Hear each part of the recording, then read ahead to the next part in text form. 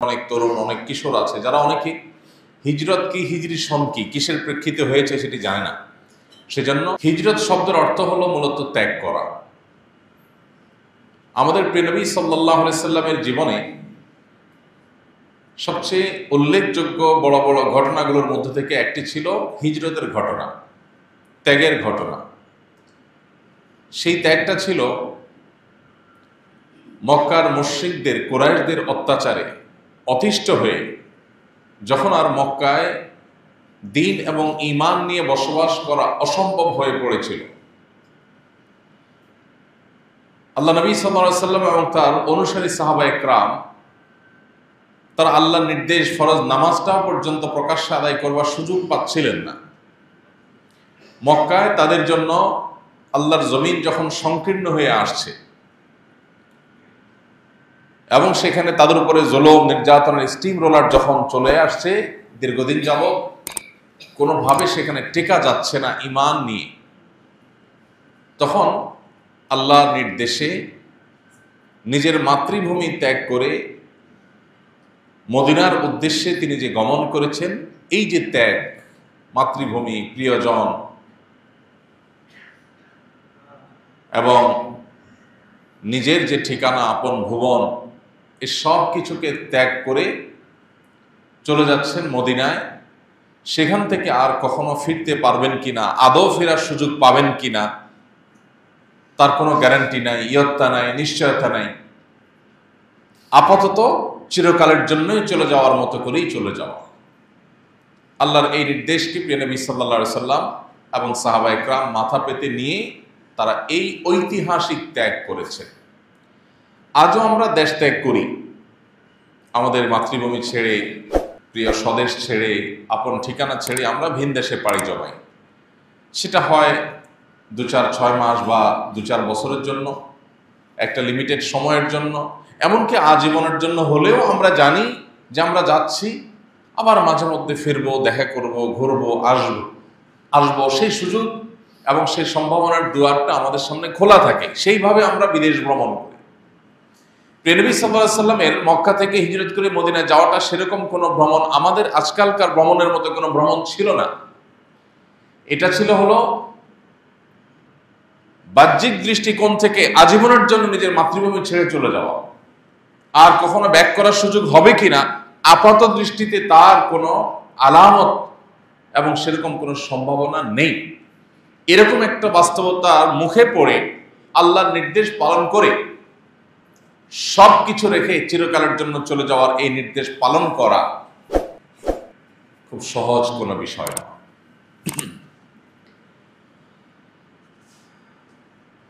প্রিয় ভাইরা আমার, এই জন্যই পুরো কোরআন খুললে আপনি দেখবেন, হাদিসের পাতাগুলো উল্টালে দেখতে পাবেন হিজরতের মহিমা, হিজরতের তাৎপর্য, হিজরতের ফজিলত, এর মর্যাদা আল্লাহর কাছে কত বেশি সেগুলো উল্লেখ করা হয়েছে। কেন? কারণ আল্লাহর নির্দেশ পালনার্থে এত বড় স্যাক্রিফাইস করতে পারা, এত বড় ত্যাগ করতে পারা, এটা আল্লাহর কাছ থেকে পুরস্কার পাওয়ার অনেক বড় একটা মাধ্যম। এই জন্যই কোরআনে কারিমে আল্লাহ তাআলা বলেছেন, ওয়াল্লাযীনা আমানু ওয়াল্লাযীনা হাজারু, যারা ঈমান এনেছে এবং হিজরত করেছে যারা, ওয়াজাহাদু ফি সাবিলিল্লাহ, আল্লাহর নির্দেশ পালনার্থে যারা আল্লাহর রাহে জিহাদে রত হয়েছে, উলাইকা ইয়ারজুনা রাহমাতাল্লাহ, এই মানুষগুলো আল্লাহর রহমতের প্রত্যাশা করতে পারে। আল্লাহ তাদের রহমত দান করবেন এই বিশ্বাস তারা রাখবে। আল্লাহু গফুরুর রহিম, আর আল্লাহ তাআলা ক্ষমাশীল এবং দয়ালু। এর থেকে বোঝা গেল যে হিজরত এটা এমন একটা আমল যার মাধ্যমে আল্লাহ তাআলার রহমত আরো বহুবিধ উপকারিতা এবং সুন্নাহ থেকে আমরা জানি যে হিজরতের মাধ্যমে পাওয়া যায়। এই যে নবী সাল্লাল্লাহু আলাইহি সাল্লামের জীবনে বড় একটা ঘটনা, মক্কা থেকে হিজরত করে মদিনায় চলে আসতে হলো। তার বয়স যখন 53, তখন তাকে আল্লাহর পক্ষ থেকে নির্দেশ দেওয়া হলো এবং এই বয়সে তাকে তার পরিবারের সবাইকে রেখে একরকম তাকে অনেকটা নিঃসঙ্গ শুধু আবু বকর সিদ্দিক রাদিয়াল্লাহু আনহু একজন সহচরকে সাথে নিয়ে তিনি হিজরত করলেন। শুধু তিনি নন, তারপরে তার অনুসারী সাহাবায়ে কেরামদের উপর হিজরতের নির্দেশ যখন আল্লাহর পক্ষ থেকে এলো, তারাও একে একে হিজরত করলেন। কিন্তু সেই হিজরতগুলো ছিল বড় হৃদয় বিদারক। সারা জীবনের উপার্জন করা সহায় সম্পদ, স্থাবর সম্পদ, টাকা পয়সা, ধন দৌলত, জমি জমা, ভিটা বাড়ি, সবকিছু, এমনকি নিজের পরিবারের সদস্যদেরকে রেখেও অনেককে হিজরত করতে হয়েছে। আল্লাহ সেই নির্দেশ পালনার্থে সাহাবীরা কার্পণ্য করেন নাই, সবাই হিজরত করেছেন এবং নবী সাল্লাল্লাহু আলাইহি ওয়াসাল্লামের নির্দেশে প্রত্যেককেই মক্কা থেকে হিজরত করে মদিনায় যেতে আমরা দেখেছি। এই যে সবকিছু ছেড়ে ছেড়ে চলে আসা, আজকাল আমরা যে রিফিউজিদেরকে দেখি, শরণার্থীদেরকে দেখি, এক দেশ ছেড়ে আরেক দেশে তারা আশ্রয় নেয় যুদ্ধ বিগ্রহ লেগে গেলে, যান বাঁচানোর জন্য, জীবন রক্ষার জন্য। এইটার সাথেও নবী সাল্লাল্লাহু আলাইহি ওয়াসাল্লামের হিজরতকে পুরোপুরি কম্পেয়ার করা যায় না। কারণ এখনকার যারা রিফিউজি আছেন, যারা শরণার্থী আছেন, তারাও কিন্তু অনেক কিছু সাথে নিয়ে যেতে পারে। তাদেরকে দলে দলে হিজরত করতে দেওয়া হয়। নবী করিম সাল্লাল্লাহু আলাইহি ওয়াসাল্লামের সময়কার হিজরত ছিল, আপনারা জানেন যে তিনি রাতের অন্ধকারে আবু বকর রাদিয়াল্লাহু তাআলাকে সাথে নিয়ে একাকী নিঃসঙ্গ বের হয়েছেন এবং অনেক কলা কৌশল করে তাকে মদিনা পর্যন্ত পৌঁছাতে হয়েছে। তাকে পেছনে ধাওয়া করা হয়েছে, অর্থাৎ তার ভূমিতে তাকে বসবাস করতে দেওয়া হবে না, বিকজ তিনি ঈমানদার, বিকজ তিনি আল্লাহর বান্দা, বিকজ তিনি তাওহীদে বিশ্বাসী। এই জন্য তার ভূমিতে তাকে থাকতে দেওয়া তো হবেই না, অন্য জায়গায় চলে যাবেন সেটাও দেওয়া হবে না।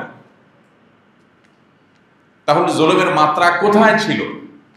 কিন্তু আল্লাহর সেই কঠিন নির্দেশকেও নবী সাল্লাল্লাহু আলাইহি ওয়াসাল্লাম, সাহাবায়ে কেরাম হাসি মুখে মেনে নিয়েছে।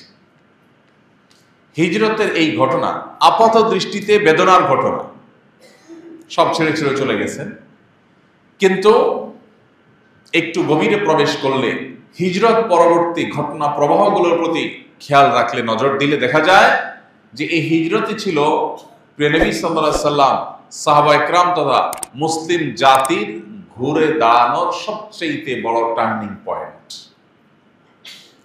আপাত দৃষ্টিতে শরণার্থীর মতো অসহায় হয়ে নিজ মাতৃভূমিতে সবকিছু ছেড়ে ছড়ে, এমনকি পরিবারের সদস্যদেরকে রেখেও অনেকটা লুকিয়ে ছাপিয়ে রাতের অন্ধকারে মক্কা ছেড়ে মদিনায় গিয়ে পাড়ি জমাতে হয়েছে। যেখানে গিয়েছেন সেখানে নিজের কোনো ভিটা নাই, বাড়ি নাই, গাড়ি নাই, জমি জমা নাই, টাকা পয়সা নাই, ব্যাংক ব্যালেন্স নাই, ধনী গরিব হয়ে গেছেন, গরিব ধনী সব একাকার হয়ে গেছেন।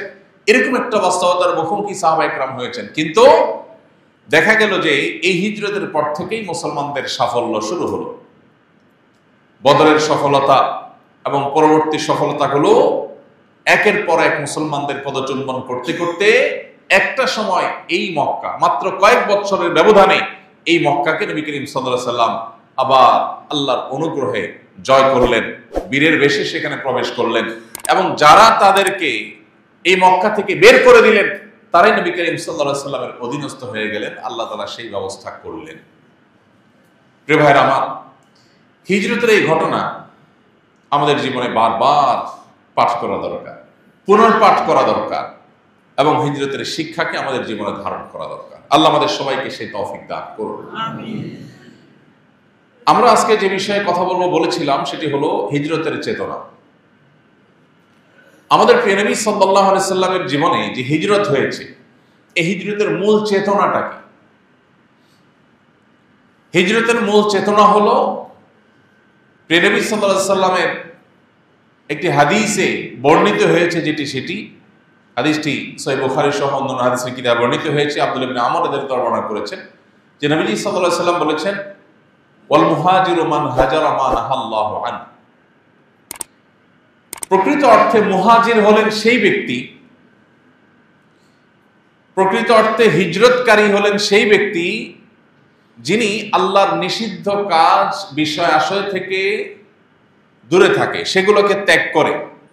আল্লাহর নিষিদ্ধ বস্তু, বিষয়, সেগুলো লোভনীয় হওয়া সত্ত্বেও সেগুলোকে যে ত্যাগ করে চলতে পারে, এই হলো প্রকৃত অর্থে হিজরতকারী। ইমাম ইবনুল কাইয়িম রাহিমাহুল্লাহ তিনি বলেছেন যে হিজরত দুই প্রকার। একটা তো হলো শারীরিক হিজরত, এক জায়গা থেকে আরেক জায়গায় চলে যাওয়া, স্থানান্তর হওয়া, এটা তো খুবই পরিষ্কার। বাট আরেকটা হিজরত আছে আত্মিক হিজরত, মানসিক হিজরত, মনের থেকে হিজরত। সেটা হলো যে আল্লাহর নিষিদ্ধ যে বিষয় বস্তু আছে সে সমস্ত জায়গা থেকে সরে আল্লাহর আদেশের জায়গায় ফিরে আসা, অন্যায় ছেড়ে ন্যায়ের জায়গায় ফিরে আসা, এটা হলো হিজরত, আসল হিজরত। মানুষ মন থেকে যখন আল্লাহর আদেশ নিষেধকে মাথা পেতে নেওয়া এবং আল্লাহর নিষিদ্ধ বস্তু এবং বিষয় থেকে সরে আসার সিদ্ধান্ত গ্রহণ করে, সেটাই হয় আসল হিজরত। এরপরে সেটা কখনো স্থানান্তরের মধ্য দিয়ে প্রকাশ পায়, সেটা কখনো অন্য কোনো স্যাক্রিফাইস বা ত্যাগের মধ্য দিয়ে প্রকাশ পায়। তো এই জন্য হিজরতের এই চেতনাকে ধারণ করা ছাড়া কেউ না সত্যিকারের মুসলমান হতে পারবে, আর কেউ না সত্যিকারের সাফল্য, সত্যিকারের বিজয় স্পর্শ করতে পারবে, দেখতে পাবে, যাবত না সে হিজরতের চেতনাকে ধারণ করে। কিয়ামত পর্যন্ত আগত মুসলমানদের, সব যুগের সব জায়গার মুসলমানদের বিজয় এবং তাদের চূড়ান্ত সাফল্যের মূল সিক্রেটস হলো এই হিজরত।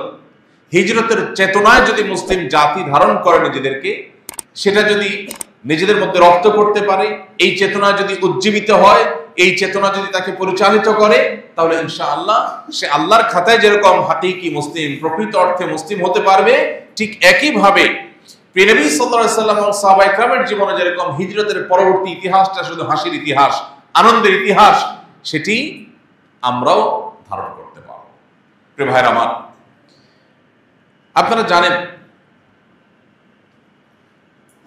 ঈসাই সন বা খ্রিস্টীয় সন, যেটাকে আমরা ইংরেজি সন বলি ভুলবশত, যে সনের সাথে আসলে ইংরেজির সম্পর্ক নয়, বরং যে সনের সাথে ঈসা আলাইহিস সালামের জন্মের সম্পর্ক আছে বলে যে বিশ্বাস খ্রিস্টানরা করে, সেখান থেকে শুরু। সেই ঈসাই সন বা খ্রিস্টীয় সন, এটার সাথে পৃথিবীর অন্য যত সন প্রচলিত আছে, সারা পৃথিবীতে শত শত সন গণনা হয়, বিভিন্ন দেশে, বিভিন্ন ভাষা, বিভিন্ন কালচারে অনেক রকমের সন প্রচলিত হয়। এর মধ্যে সবচেয়ে প্রসিদ্ধ আজকালকার পৃথিবীতে যেটাকে আমরা ইংরেজি সন বলি, সেটা আসলে খ্রিস্টীয় সন। খ্রিস্টানরা মনে করে ঈসা আলাইহিস সালামের জন্ম হয়েছে যেই বছর, সেই বছর থেকে সন গণনা তারা শুরু করেছে। সেটা গুনতে গুনতে আজ তারা 2025-এ এসে থেমেছে, অর্থাৎ আজ থেকে 2024 বছর আগে ঈসা আলাইহিস সালামের জন্ম হয়েছে। তাই ঈসা আলাইহিস সালামের জন্ম একটা আনন্দের বিষয়, একজন নবীর জন্ম একটা আনন্দ এবং খুশির বিষয়। সেই বছরকে এক ধরে গণনা করতে করতে আজ 2025 পর্যন্ত এনেছে খ্রিস্টানরা। এটার সাথে খ্রিস্টান ধর্মের সম্পর্ক, এটা ধর্মীয় সন, এটা কোনো ভাষাগত সন না। আমরা তো মনে করি এটা একটা ভাষাগত সন, এই জন্য ইংরেজি সন বলি আমরা। এটা খ্রিস্টানদের সন। আবার হিজরি সন যেটাকে আমরা বলছি, এটাকে অনেক মুসলমান বলেন আরবি সন। অনেকে মনে করেন, ধারণা করেন এটা আরবদের সন। আরব দেশে আরেকটা সন প্রচলিত আছে, মাসের নাম আলাদা আলাদা আছে, এবং সেটা এখনো প্রচলিত আছে। আরবরা সেটাকে এখনো সংরক্ষণ করে। আমরা যেরকম বাংলা সনকে গণনা করি হিজরি সন এবং ঈসাই সন খ্রিস্টাব্দের পাশাপাশি, আরবরা এরকম হিজরি সনের পাশাপাশি আরবদের ঐতিহ্যবাহী একটা সন, সেটা তারা গণনা করে। তো হিজরি সনটা মূলত আরবদের সন না, হিজরি সনটা হলো মুসলমানদের সন। এর সাথে আরবদের সম্পর্ক জড়িত নয়, এর সাথে মুসলমানদের সম্পর্ক এবং স্বার্থ জড়িত। প্রিয় নবী সাল্লাল্লাহু আলাইহি সাল্লামের হিজরতের বছরকে, যে বছর তিনি মক্কা থেকে হিজরত করে মদিনায় আসছেন, সেই বছরকে প্রথম ধরে এরপরে 2-3 গুনতে গুনতে আজ 1447তম বর্ষে আমরা পদার্পণ করলাম। সাহাবায়ে কেরাম যখন এই সন গণনা নিয়ে বৈঠক করেন, তখন রাষ্ট্রীয় বিভিন্ন চিঠি মদিনা থেকে খলিফাদের বিভিন্ন চিঠি যখন বিভিন্ন জায়গায় যেত, মাস লেখা থাকতো রমজান, এতই রমজান, কোন সালের রমজান সেটা আর লেখা থাকতো না, কারণ সন গণনা তখন হিজরি সন শুরু হয়নি। তখন তারা দ্বিধায় পড়ে যেতেন, এই চিঠি কি এই বিগত রমজানের না তার আগের রমজানের। তখন সাহাবায়ে কেরাম মিটিংয়ে বসলেন, পরামর্শ ডাকলেন নিজেদের মধ্যে।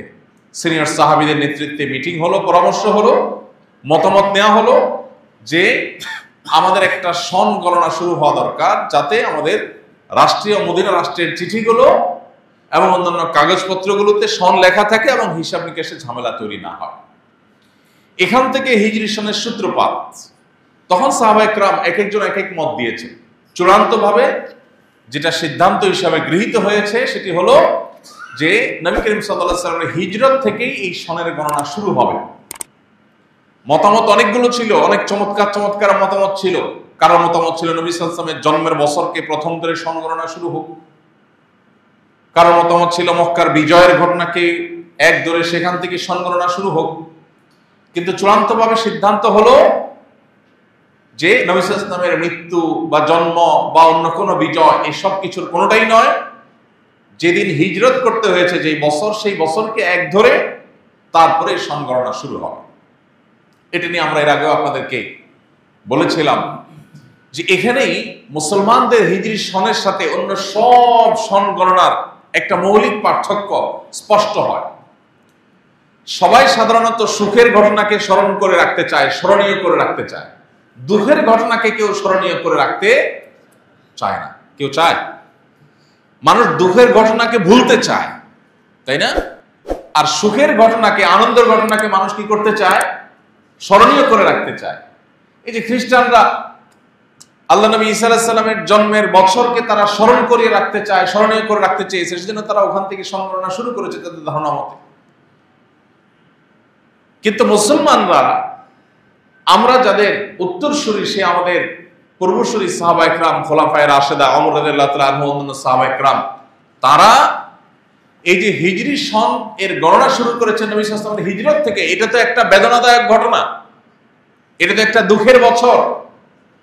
হিজরত করতে হয়েছে, মাতৃভূমি ছেড়ে চলে যেতে হয়েছে, এটা তো একটা বেদনাদায়ক অধ্যায়।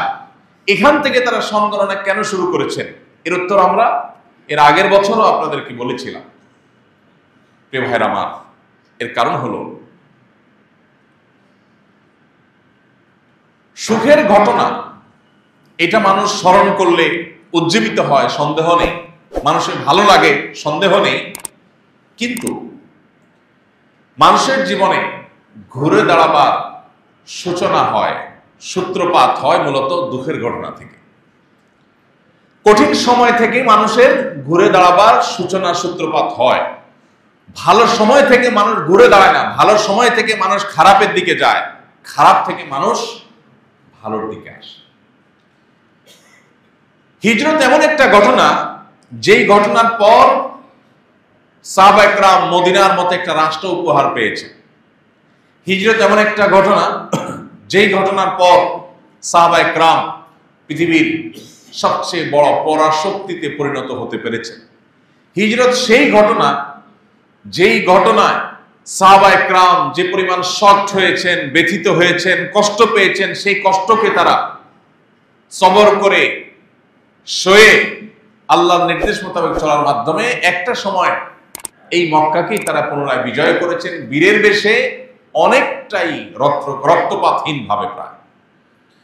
তো এই জন্য হিজরত যুগে যুগে মুসলমানদেরকে প্রেরণা দিবে যে যদি সাফল্যের পথ মানাতে চাও, যদি তুমি বিজয়ী এর বেশে পৃথিবীতে মাথা উঁচু করে দাঁড়াতে চাও, যদি তুমি আল্লাহর প্রিয় পাত্র হয়ে বেঁচে থাকতে চাও, ইমানদার হিসাবে যদি আল্লাহর কাছে জান্নাতি হিসাবে বিবেচিত এবং তালিকাভুক্ত হতে চাও, তাহলে হিজরতের চেতনায় উজ্জীবিত হওয়ার বিকল্প কোনো পথ তোমার সামনে খোলা নেই।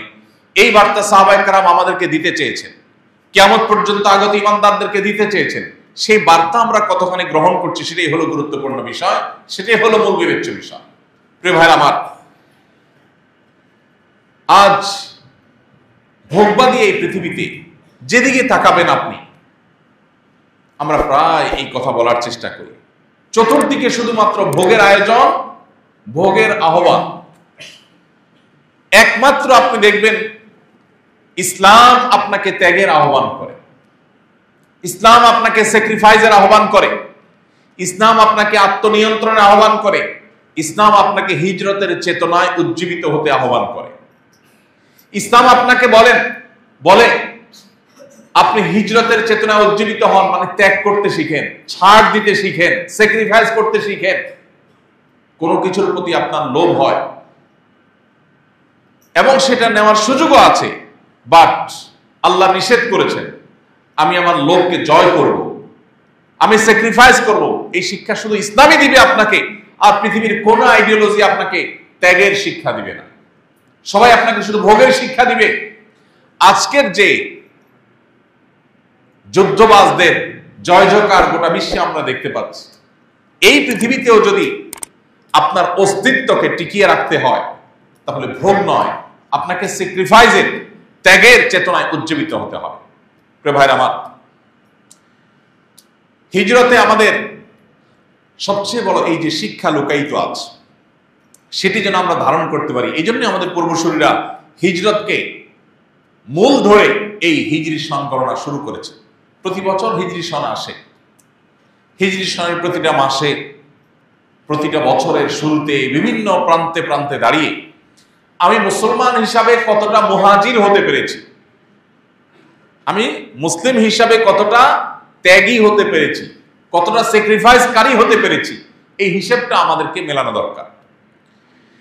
আমরা যদি মানব ইতিহাসের শুরু থেকে আজ পর্যন্ত দেখি, আমরা যদি কোরআনে কারীমের পাতার পর পাতা উল্টাই, আমরা দেখতে পাবো আল্লাহ রাব্বুল আলামিন কোরআনে কারীমের পাতায় পাতায় হিজরতের গৌরব গাথা, হিজরতের গৌরবোজ্জ্বল ইতিহাসের কথা আল্লাহ তাআলা আলোকপাত করেছেন, আলোচনা করেছেন।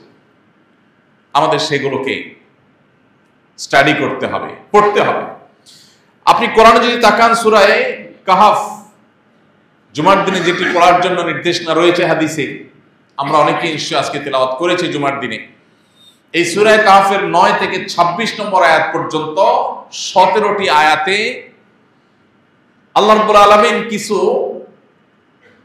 বিপ্লবী বীর যুবকদের ঘটনা এবং ইতিহাস আলোচনা করেছে, যাদেরকে কোরআন এবং হাদিস তথা ইতিহাস হাজার হাজার বছর পরও আসহাবে কাহাফ বলে জানে।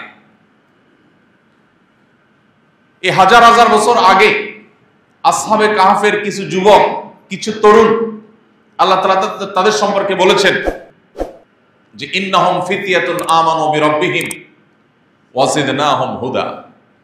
তারা এমন কিছু যুবক ছিল যারা তাদের রবের প্রতি ঈমান এনেছে।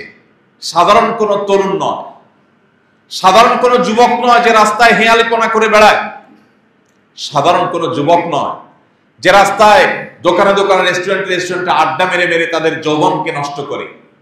এই হেয়ালিপনায় ডুবন্ত যুবক নয়, এমন যুবক যে যুবক ঈমানি চেতনায় উজ্জীবিত, যে যুবক তার গন্তব্য সম্পর্কে খবর রাখে, যে যুবক তার রবের পরিচয় পেয়েছে, যে যুবক সচেতন, সতর্ক, দায়িত্বশীল, আদর্শবান যুবক। আল্লাহ তাআলা বলেছেন তারা ঈমান এনেছে তাদের রবের প্রতি, ওয়াজিদনাহুম হুদা। ঈমান আনার পর সেই ঈমানকে ধরে রাখার জন্য তারা সংগ্রাম করেছে, হিজরত করেছে, স্যাক্রিফাইস করেছে, ত্যাগ করেছে। আল্লাহ রাব্বুল আলামিন তাদেরকে, তাদের হেদায়েতকে বৃদ্ধি করেছে, তাদের হেদায়েতকে আল্লাহ তাআলা বাড়িয়ে দিয়েছেন। তারা হেদায়েতের উপর আরো বেশি অটল এবং অবিচল থাকতে পেরেছে। সম্মানিত ভাইরা আমার, এই জন্য হিজরতের এই চেতনা কতটা গুরুত্বপূর্ণ হলে সূরা কাহফের মতো সূরায় নামকরণ করাই হয়েছে সেই যুবকদের নামে, যে যুবকদের সংখ্যা নিয়ে কোরআনে কারীমে আল্লাহ বলেছেন মানুষ সেই আগে থেকেই বিতর্ক করেছে তাদের সংখ্যা কত ছিল। তবে তাদের সংখ্যা যাই থাকুক, তাদের সাথে একটা কুকুর ছিল এবং তারা বিশুদ্ধ মত অনুযায়ী 7 জন ছিলেন, কুকুর সহ তারা 8 জন। তারা যেখানে বসবাস করেছেন সেই জায়গাটা আজকের পৃথিবীতে, আজকের ভৌগোলিক মানচিত্রে, আজকের ভৌগোলিক অবস্থানে কোন জায়গায় ছিল সেটা নিয়ে অনেক মতভেদ আছে। অনেকে বলেছেন জর্ডানে ছিল, অনেকে বলেছেন আজকের তুরস্কের মধ্যে পড়েছে। যেটাই হোক না কেন, তুরস্ক বা জর্ডানে অবস্থান করা সেই যুবকেরা হাজার হাজার বছর আগে তাদের শাসক যখন শিরকে লিপ্ত হওয়ার জন্য তাদেরকে আহ্বান করেছে, গোটা জাতিকে শিরকে লিপ্ত হওয়ার জন্য আহ্বান করেছে, আল্লাহকে রব হিসাবে, আল্লাহকে সৃষ্টিকর্তা হিসাবে, আল্লাহকে বিধানদাতা হিসাবে, আল্লাহকে মালিক হিসাবে মানার পরিবর্তে যখন আল্লাহ ছাড়া অন্য কাউকে সেই জায়গায় বসাবার চেষ্টা করেছে এবং গোটা জাতিকে যখন বাধ্য করেছে শিরকে লিপ্ত হওয়ার জন্য, তখন এই যুবকরা দাঁড়িয়ে গেছে, বলেছে না, গোটা জাতি করতে পারে, আমরা 7 জন করব না। আমরা আমাদের রবের পরিচয় পেয়েছি, আমাদের রবের প্রতি ঈমান এনেছি, রবের সঙ্গে আর কাউকে আমরা শিরক করব না। তারা যখন অটল অবিচল ছিল, আল্লাহ রাব্বুল আলামিন আসহাবে কাহফের সেই যুবকদেরকে হেদায়েত করলেন, তাদেরকে আল্লাহ পথ নির্দেশ করলেন, গাইড করলেন। তারা সেই এলাকা ত্যাগ করলো, তাদের সাথে একটা কুকুর সে কুকুরও তাদের সাথে চলে আসলো। আসার পর তারা অনেক দূর আসার পর একটা গুহা, বড় একটা গুহা দেখে তারা গুহার ভিতরে প্রবেশ করলো। আল্লাহ রাব্বুল আলামিন তাদেরকে অলৌকিকভাবে ঘুম পাড়িয়ে দিলেন। এই 17টি আয়াতে বিস্তারিত বিবরণ আল্লাহ তাআলা উল্লেখ করেছেন নিজেই। তাদেরকে আল্লাহ এমন ভাবে ঘুম পাড়িয়ে দিলেন যে ওয়াতাহসাবুহুম আয়কাযা ওয়া হুম রুকুদ, তাদেরকে দেখলে মনে হবে তারা জেগে আছে, চোখ খোলা, অথচ তারা ঘুমন্ত। আল্লাহ তাদেরকে ঘুম পাড়িয়ে দিলেন। এক ঘুমে তাদের কেটে গেছে কত বছর? আল্লাহ তাআলা কোরআনে বলেছেন যে ওয়ালাবিথু ফি কাফিম 300 সিনিনা ওয়াজদাদু তিসআ। কত বছর? 309 বছর। 309 বছর তারা এক ঘুমে কাটিয়েছে। আল্লাহ সুস্থ স্বাভাবিক রেখেছেন, তাদের মৃত্যু হয়নি। 309 বছর পর বহু পানি তাদের নদীতে গড়িয়ে গেছে, বহু সরকারের উত্থান পতন হয়েছে, সে জালিম শাসকের পতন হয়ে গেছে, আরো বহু সভ্যতার পরিবর্তন হয়েছে। এই 309 বছর পর আল্লাহ তাদেরকে ঘুম থেকে জাগালেন। 309 বছরের পুরাতন যে মুদ্রা ছিল সেই মুদ্রা তাদের কাছে ছিল।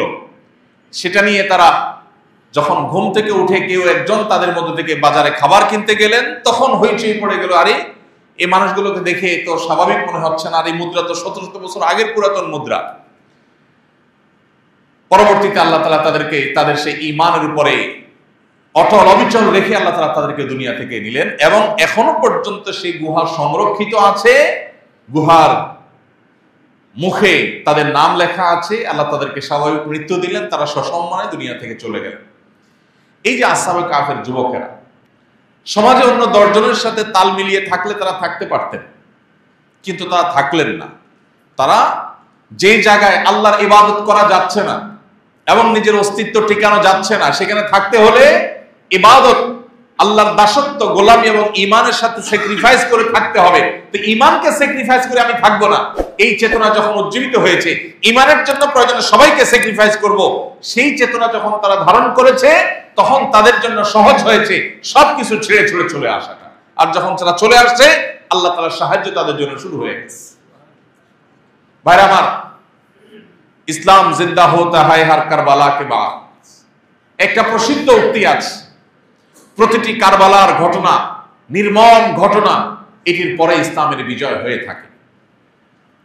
যেখানে দেখবেন স্যাক্রিফাইস এবং ত্যাগের মাত্রা অনেক বেশি, বুঝে নিতে হবে সেখানেই লুকায়িত আছে বিজয় এবং সাফল্যের গৌরবোজ্জ্বল ইতিহাস। শুধুমাত্র সেই সময়টা পার করার ব্যাপার। আজ আমরা যারা নিজেদেরকে মুসলমান দাবি করি, অনেকে 5 ওয়াক্ত নামাজ পড়ার চেষ্টা করি, মা বোনরা পর্দা মেনটেন করার চেষ্টা করেন, এরকম মানুষদের মধ্যেও দেখা যায় স্যাক্রিফাইসের কোনো চেতনা আজ নাই। চতুর্দিকে শুধু ভোগ আর ভোগ। আমরা মুসলমান হলাম এমন মুসলমান যে মুসলমান ইসলামের বেসিক বিষয়গুলো মানব এবং তার পাশাপাশি আমরা আমাদের খেয়াল খুশি মতো জীবন যাপন করব। ভাইরা আমার, হিজরত আমাদেরকে বলে এর নাম ইসলাম না। ইসলাম কি? এই যে আসহাবে কাহফের যুবকেরা, সূরা কাহফে যাদের ঘটনাকে কেন্দ্র করে পুরো সূরার নামই আল্লাহ রেখেছেন, টানা 17টি আয়াত যাদের জন্য আল্লাহ নাজিল করেছেন, সেই যুবকদেরকে আল্লাহ তাআলা এত পছন্দ করেছেন, এত ভালোবেসেছেন, আল্লাহ সার্টিফিকেট দিয়েছেন, ইন্নাহুম ফিতয়াতুন আমানু বিরাব্বিহিম ওয়া জিদনাহুম হুদা। তারা আল্লাহর পক্ষ থেকে ঈমানদার এবং হেদায়েত প্রাপ্ত সার্টিফিকেট তারা পেয়েছে। অতএব তারা যেভাবে স্যাক্রিফাইস করেছে, আজ আমাদের জীবনের পরতে পরতে, মোড়ে মোড়ে, জীবনের প্রত্যেকটা টার্নিং পয়েন্টে এরকম স্যাক্রিফাইস এবং হিজরত করার প্রয়োজন দেখা দেয়। আর আল্লাহ যা নিষেধ করেছেন, কোরআন এবং হাদিস যা নিষেধ করেছে, সেগুলোকে ত্যাগ করা, সেই সাইডকে ব্লক করা, সেগুলোকে না বলতে জানা, এটাই হলো মুহাজির। আর এই মুহাজিরই আল্লাহ তাআলার কাছ থেকে চূড়ান্তভাবে রিওয়ার্ড এবং পুরস্কার লাভ করবে। ভাইরা আমার, আজ গোলালো মার্কা মুসলমান ঘরে ঘরে, যারা নামাজও পড়ে আবার গানও শোনে, যারা রোজাও রাখে আবার হারাম উপার্জনও করে, যারা কোরআন তেলাওয়াতও শুনে আবার একই সাথে হারাম জিনিসও শুনে। আজ সেই মুসলমানের বড় অভাব, যে মুসলমান হিজরতের চেতনা নিজেকে উজ্জীবিত করতে পেরেছে, যে মুসলমান বেছে বেছে চলা শিখছে, যে মুসলমান আল্লাহ এবং তার রাসূলের নিষিদ্ধ বিষয়গুলো থেকে হিজরত এবং ত্যাগ এবং স্যাক্রিফাইস করা শিখেছে এবং সেটি আত্মস্থ করেছে, সেটিকে মন্থন করেছে, সেটিকে অনুসরণ করে চলে, এই মুসলমানের বড় বেশি অভাব। আমাদের আজ সিদ্ধান্ত নিতে হবে আমরা কি জান্নাতে যেতে চাই কিনা। আমাদের সিদ্ধান্ত নিতে হবে আমরা কি আমাদের পূর্বসূরি নবী করিম সাল্লাল্লাহু আলাইহি ওয়াসাল্লাম সাহাবায়ে কেরামের হিজরত পরবর্তী যে গৌরব গাথা সোনালী ইতিহাসের রচনা হয়েছে, আমরা কি সেই ইতিহাসের পুনরাবৃত্তি আমাদের জীবনে চাই কিনা। যদি চাই তাহলে আমাদেরকে হিজরতের পথ এটাকে অবলম্বন করতে হবে, তাহলে আমাদেরকে হিজরতের চেতনা উজ্জীবিত হতে হবে। তাহলে আল্লাহ নিষেধ করেছেন ঘুষকে, আমি ঘুষে যাব না, ঘুষ ছাড়া আমার সমাজে টেকাটা কঠিন হবে, আমার অস্তিত্ব ঠিকানা জটিল হবে, আমার সামাজিক অবস্থানটা টিকবে না, অন্যদের সাথে তাল মেলাতে পারবো না, তারপরও আমি সে পথে যাব না। কেন? কারণ আল্লাহ আমাকে নিষেধ করেছে। এর নাম হিজরত। আজকের মুহাজির হলেন সে যিনি আল্লাহর ভয়ে হারাম হওয়ার কারণে তার ঘুষের কারবার করে লাখপতি কোটিপতি হওয়ার সুযোগ থাকা সত্ত্বেও তিনি সে পথে গেলেন না। এই হলেন মুহাজির। প্রিয় ভাইরা আমার, এরকম শত শত হিজরতের নজির আমাদের সামনে আছে কোরআনে কারিমে। আমি যেটা বলছিলাম, পাতায় পাতায় আপনি হিজরতের গৌরব গাথা পাবেন, হিজরতের সোনালী ইতিহাস পাবেন। আজ আপনাকে প্রতিটি বিজ্ঞাপনের বিলবোর্ড প্রায় শতভাগ বিজ্ঞাপনে বিলবোর্ড, প্রতিটা বিজ্ঞাপন ভিডিও হোক আর স্থির চিত্র হোক, প্রতিটা বিজ্ঞাপন আপনাকে ভোগের জন্য আহ্বান করে। একমাত্র কোরআন আপনাকে আহ্বান করে ভোগ নয়, ত্যাগ করতে শিখো। তুমি তোমার পরিবারের প্রত্যেকটা সদস্যকে ত্যাগী বানাও। আমি যেটি বলছিলাম, আজ যে সংঘাতময় পৃথিবীতে আমরা বসবাস করছি, আজকের পৃথিবীতে যদি আমাদের অস্তিত্বকেও টিকিয়ে রাখতে হয়, তাহলে ভোগবাদী সমাজ নয়, ত্যাগবাদী সমাজ, স্যাক্রিফাইস করার মতো সমাজ আমাদেরকে বিনির্মাণ করতে হবে। তাহলেই এই প্রতিকূল পরিবেশের মধ্যে আমরা নিজেদের অস্তিত্বকে টিকিয়ে রাখতে পারব। আমি একটা কথা প্রায় বলি, আমরা প্রত্যেকটা মানুষ আমাদের ছেলে মেয়েদেরকে ভোগী করে তুলি। খুব স্বল্প সংখ্যক অভিভাবক আছেন যারা তাদের ছেলে মেয়েদেরকে, ছোট ভাই বোনদেরকে, অধীনস্থদেরকে ত্যাগী করেন। তারা যা চায় কিভাবে তা পূরণ করবো এটা নিয়ে আমরা মরিয়া হয়ে যাই। সন্তানের চাওয়া পূরণের জন্য বাবা মা পাগল হয়ে যান, অস্থির হয়ে যান, ব্যাকুল হয়ে যান। তাদের এই পাগল পরা হওয়াটাকে আমরা পজিটিভলি দেখি, কিন্তু এর বাইরেও একটা ভাবনা আছে, এর বাইরেও একটা জগৎ আছে। আমাদের সন্তান তার জীবনে যা চাইবে তার সবকিছু পাবে না, পাবে। এই সন্তান যখন বড় হবে, সে যখন কর্মজীবনে যাবে, সে যখন এই পৃথিবীর বিভিন্ন প্রান্তে প্রান্তরে তাকে যেতে হবে, তখন সে যা কিছু চাইবে সবকিছুই কি তার জন্য বেটে বলে হবে? তখন যেন সে ধৈর্য ধারণ করতে পারে, সে যেন অস্থির হয়ে ব্যাকুল হয়ে শেষ হয়ে না যায়। এই জন্য তাকে তার বাবা মাই স্যাক্রিফাইস শেখানোর কথা, যে না বাবা, যা চাইবো তাই পেতে হবে। এই পৃথিবীটা নট লাইক দ্যাট। এই পৃথিবীটা এরকম না যে তুমি যা চাইবে তাই পাবা। সো তোমাকে স্যাক্রিফাইস করা শিখতে হবে। এই স্যাক্রিফাইসের শিক্ষাটাই ইসলাম দিতে বলে, আর কেউ আপনাকে বলবে না। ভাইরা আমার, হিজরত সেই চেতনার কথা আমাদেরকে বলে। আপনি যদি সূরা ইউসুফ খোলেন, আপনি দেখতে পাবেন আল্লাহর নবী ইউসুফ আলাইহিস সালাতু ওয়াস সালাম, তার জীবনে হিজরতের চেতনা ছিল। তিনি পরিষ্কারভাবে বলেছেন, যখন তাকে মিশরের রাষ্ট্রপ্রধানের স্ত্রী অপকর্মের প্রতি আহ্বান করেছে, জেনার প্রতি আহ্বান করেছে, তখন তিনি বলেছেন তিনি আল্লাহকে ভয় করেন। ইন্নী আখাফুল্লাহ। আল্লাহকে ভয় করার এই চেতনা, এটি তাকে স্যাক্রিফাইস করতে শিখিয়েছে। তিনি বলেছেন না, লোভনীয় অফার, কিন্তু আল্লাহ দেখছেন, আল্লাহ নিষেধ করেছেন, আমি হারামের পথে পা বাড়াতে পারি না। তিনি বলেছেন রব্বিস সিজনু আহাব্বু ইলাইয়া মিম্মা ইয়াদউনানি ইলাইহি। আল্লাহ, তারা আমাকে যে পাপ কাজের প্রতি আহ্বান করছে, মানুষ হিসেবে মানুষের মন সেদিকে টানে। ইন্নান নাফসা লাআম্মারাতুম বিসসু, তিনি নিজে বলেছেন তারা যেটা প্রতি আহ্বান করছে, মানবীয় প্রকৃতি সেদিকে টানে সাধারণত।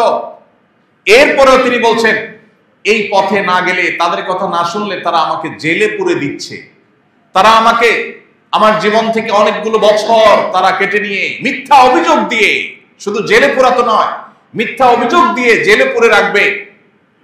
ক্বালা রাব্বিস সিজনু আহাব্বু ইলাইয়া মিম্মা ইয়াদউনানি ইলাইহি। ঈসা আলাইহিস সালাম বলেন, ও আমার রব, ও আমার আল্লাহ, তারা আমাকে যে পাপ কাজের প্রতি আহ্বান করছে, মনও সেদিকে টানে, কিন্তু আমার কাছে আপনার অবাধ্যের পথে যাওয়ার চাইতে জেলে যাওয়াটা অধিকতর প্রিয়। তখন তিনি হিজরত করলেন, তখন তিনি স্বাভাবিক জীবন ছেড়ে জেল জীবনে চলে গেলেন। কেন? আল্লাহ নিষিদ্ধ বস্তু থেকে বাঁচার জন্য। আপনি এভাবে যদি কোরআন খোলেন, আপনি দেখবেন আল্লাহ নবী নূহ আলাইহিস সালাম আল্লাহর নির্দেশ, ঈমানের উপরে টিকে থাকার প্রয়োজনে আল্লাহর নির্দেশে হিজরত করে নৌকা আরোহণ করে নিজ এলাকা ত্যাগ করলেন। আল্লাহ নবী ইব্রাহিম আলাইহিস সালাম যখন ইরাকে তার জন্মস্থান যেখানে, সেখানে ঈমান নিয়ে তাওহীদ নিয়ে আর টিকে থাকা যাচ্ছে না, তার জাতি তাকে বাধ্য করছে, সংগ্রাম করেছেন, লড়াই করেছেন, যখন আর পারছেন না তখন তিনি আল্লাহর নির্দেশে সেখান থেকে হিজরত করলেন, কখনো ফিলিস্তিনে, কখনো মিশরে। এভাবে আল্লাহ নবী লূত আলাইহিস সালাম যখন তার জাতির সমকামিতার অপরাধকে এটাকে দমন করবার জন্য, ঠেকাবার জন্য সর্বশক্তি দিয়ে সারা জীবন সংগ্রাম করে গেলেন, কিন্তু যখন দেখছেন আর কোনোভাবে তাদেরকে নিবৃত্ত করা যাচ্ছে না, আল্লাহর নির্দেশে সেই জায়গা থেকে, নিজের ঠিকানা থেকে তিনি হিজরত করে চলে গেলেন। এভাবে আমরা দেখি আল্লাহ নবী মূসা আলাইহিস সালাম তিনিও আল্লাহর নির্দেশে একটা সময় তাকে হিজরত করতে হয়েছে, মুহাম্মদ সাল্লাল্লাহু আলাইহি ওয়াসাল্লাম তো হিজরত করতে হয়েছে। প্রিয় ভাইরা, আমরা আজ ভূখণ্ডের হিজরতের প্রয়োজন যেখানে আছে কোন কোন ক্ষেত্রে, কোন কোন পৃথিবীর কোন প্রান্তের মানুষের জন্য, আমরা বরং আমাদের দেশের প্রেক্ষাপটে যদি বলি, আমরা উল্টাটা করি। যেখানে ঈমান রক্ষা করার জন্য আমার ঈমানের জন্য অনুকূল পরিবেশে যাওয়ার কথা, সেখানে মুসলমানদের পরিবেশ রেখে একটু ভালো জীবন যাপন করবার জন্য, লাক্সারিয়াস লাইফ লিড করার জন্য আমরা পাড়ি জমাই এমন দেশে যেখানে আমার ঈমান বা আমল সেফ বা নিরাপদ না। বাবা মা সযত্নে নিজের আদরের সন্তানকে সজ্ঞানে টাকা পয়সা খরচ করে বিভিন্ন জায়গায় জায়গায় দৌড়ঝাঁপ করে হলেও সন্তানকে পাঠিয়ে দিচ্ছেন কোথায়? এমন কোন জায়গা যেখান থেকে সে ঈমান নিয়ে ফিরে আসার সম্ভাবনা ক্ষীণ। কেন পাঠিয়ে দিচ্ছেন? একটু ভালো থাকবার জন্য। সামান্য কয়েকটা বছর যাপন অনন্তকালের জীবন সামনে আসছে। আজ হিজরতের চেতনাকে ধারণ করা তো দূরের কথা, হিজরতের উল্টা চেতনাকে আজ আমরা ধারণ করে বসে আছি। আল্লাহ তাআলা আমাদের সম্বিত যেন ফিরে আসে, আমাদের হুর যেন ফিরে আসে, সেই তৌফিক আমাদের সবাইকে দান করুন। আমরা যেন হিজরতের চেতনায় উজ্জীবিত হতে পারি। সকল হারাম, সকল অন্যায়, সকল পাপাচার, সকল অপরাধ, এগুলো থেকে বেঁচে থাকার সংগ্রামে যেন আমরা জয়ী হতে পারি। বিশেষ করে আমাদের তরুণ ভাইরা, ইউসুফ আলাইহিস সালামের জীবনটাকে বারবার আপনাদের পড়া দরকার। সূরা ইউসুফটা আপনাদের বারবার তেলাওয়াত করা দরকার অর্থ সহকারে। আজ আপনাদের চরিত্রকে নষ্ট করবার জন্য এমন কালচার ডেভেলপ করা হয়েছে গোটা বিশ্বব্যাপী, যে আপনার চরিত্রকে আপনি কোনোভাবে ঠিক রাখাটা, এটা আসহাবে কাফের যুবকদের সংগ্রামের মতো, ইউসুফ আলাইহিস সালামের সংগ্রামের মতো কঠিন সংগ্রাম করা ছাড়া সম্ভবপর নয়। সেরকম একটা পৃথিবী, সেরকম একটা বিশ্ব বাস্তবতার মধ্য দিয়ে আপনারা যাচ্ছেন। ইউসুফ আলাইহিস সালামরা যুগে যুগে টিকে আছে, আর যুগের লম্পট চরিত্রহীনরা তারা আস্থা করে নিক্ষিপ্ত হয়ে গেছে ইতিহাসের জাহান্নামের, তাদের ঠিকানা হয়ে গেছে। আপনাকে বেছে নিতে হবে, আপনি কি ইউসুফ আলাইহিস সালামের মতো সংগ্রামী জীবন গ্রহণ করবেন? আপনি কি স্যাক্রিফাইসের জীবন গ্রহণ করবেন, নাকি ভোগবাদী জীবনে আপনি গা ভাসাবেন? সিদ্ধান্ত আপনাকে নিতে হবে। পরিবারের সদস্যরা বসে সিদ্ধান্ত নিতে হবে, আমরা কি জান্নাতে যেতে চাই নাকি জাহান্নামে। যদি জান্নাতে যেতে চাই, তাহলে আমাদের সামনে হিজরতের চেতনা, এটাকে ধারণ করার কোনো বিকল্প পথ আর খোলা নেই। আল্লাহ আমাদের সবাইকে আমাদের জীবনের পরতে পরতে, জীবনের মোড়ে মোড়ে, জীবনের বাঁকে বাঁকে, জীবনের প্রত্যেকটা স্তরে এসে আমাদেরকে আল্লাহ তাআলা হিজরতের চেতনায় উজ্জীবিত হওয়ার তৌফিক দান করুন। মনে রাখবেন, সুদ ঘুষের টাকায় একটার পর একটা ফ্লোর, একটার পর একটা ফ্ল্যাট, প্লট, বাড়ি, গাড়ি করা, এটা সমাজের কমন চিত্র। সমাজের স্রোতের বিপরীতে চলতে পারে সময়ের আসহাবে কাফের যুবকেরা। মনে রাখবেন, যুবক হয়ে কলেজ, বিশ্ববিদ্যালয়ে বা যে কোনো জায়গা নিজের চরিত্রকে ধ্বংস করে দেওয়া, হারাম পথে নিজের যৌবনকে ব্যয় করা, এটা এখন কমন কালচার। এটার বিপরীতে চলতে পারে সময়ের ইউসুফ আলাইহিস সালামেরা। অতএব সিদ্ধান্ত আমাদেরকে নিতে হবে, আমরা কোন পথে আগাবো। আল্লাহ রাব্বুল আলামিন ফিতনা সংকুল এই পৃথিবীতে যখন ভোগের প্রতি আহ্বান, যেদিকে তাকাবেন সেদিকেই পাবেন, সেরকম একটা সময়ও কোরআনকে সামনে রেখে, কোরআনের আদর্শকে সামনে রেখে সেই হিজরতের চেতনায় উজ্জীবিত হয়ে আল্লাহ যেন আমাদের সবাইকে খাঁটি মুসলমান হিসেবে টিকে থাকার তৌফিক দান করেন। মনে রাখবেন, চূড়ান্ত সাফল্য আল্লাহ তাআলা ভোগবাদীদেরকে দেন না, ত্যাগীদেরকে দেন, স্যাক্রিফাইসকারীকে দেন। আমাদের বহু ভাইকে আমরা দেখেছি লাখ টাকার বেতন ছেড়ে 1000 টাকার ফিগারের বেতনে চলে আসছেন। কেন? হারামকে ছেড়ে হালালের পথে এসেছেন সেজন্য। বহু যুবককে দেখেছি অনেক সম্ভ্রান্ত, অনেক অভিজাত শ্রেণী মানুষদের সাথে তার উঠা বসা আড্ডা ছিল, কিন্তু সেটা স্যাক্রিফাইস করে চলে এসেছেন খুব সাদামাঠা জীবনে। কেন? আল্লাহকে খুশি করবার জন্য। আপনি যদি সাহাবা ইকরামের মধ্যে মুসাব ইবনে উমাইরের মতো সাহাবীকে দেখেন, আর অনেক সাহাবীকে দেখবেন যে সাহাবীরা অনেক অভিজাত ছিলেন, কিন্তু সেগুলো সবগুলোকে ত্যাগ করেছেন, স্যাক্রিফাইস করেছেন। কি জন্য? আল্লাহর জন্য। মনে রাখবেন, সেই মুসাব ইবনে উমাইরেরা যারা অভিজাত ফ্যামিলির ধনীর দুলাল ছিলেন, তারা চাইলে সেই লাক্সারিয়াস লাইফ লিড করে দুনিয়ার জীবন পার করতে পারতেন। তাদের কে চিনত? আজ মুসাব ইবনে উমাইরেরা, আজ সে সমস্ত সিনিয়র অভিজাত সাহাবীরা, আজ ওসমান ইবনে গনিরা যারা অভিজাত ছিলেন, ধনী ছিলেন, আল্লাহর নির্দেশের সামনে যখন সব বিলীন করে দিয়েছেন, স্যাক্রিফাইস করেছেন, 1500 বছর পর আজ তারা পৃথিবীতে প্রাসঙ্গিক, তারা অনুসরণীয়, তারা আমাদের মাথার তাজ। অতএব পৃথিবীতে আখিরাত তো আছে, পৃথিবীতে যদি কেউ সফল হতে চায় তাকে হিজরতের চেতনাকে ধারণ করতে হবে। আল্লাহ আমাদের সবাইকে সেটাকে তৌফিক দান করুন। হিজরি সনকে আমাদের মনে রাখতে হবে, কোন মাস কখন আসে কখন যায় আমাদেরকে জানতে হবে, এবং সেটাকে আমাদেরকে মুখস্থ রাখতে হবে। এটা আমাদের সন, আরবদের সন না, এটা মুসলমানদের সন। এর সাথে কোনো আরব দেশের, আরব বিশ্বের মানুষের কোনো সম্পর্ক নাই। এর সাথে হিজরতের সম্পর্ক, যে হিজরতের সাথে ইসলামের সম্পর্ক, শুধু আরব ভূখণ্ডের সম্পর্ক নয়। আল্লাহ তাআলা আমাদের সবাইকে এই চেতনাকে ধারণ করা এবং এটাকে উজ্জীবিত হওয়ার তৌফিক দান করুন।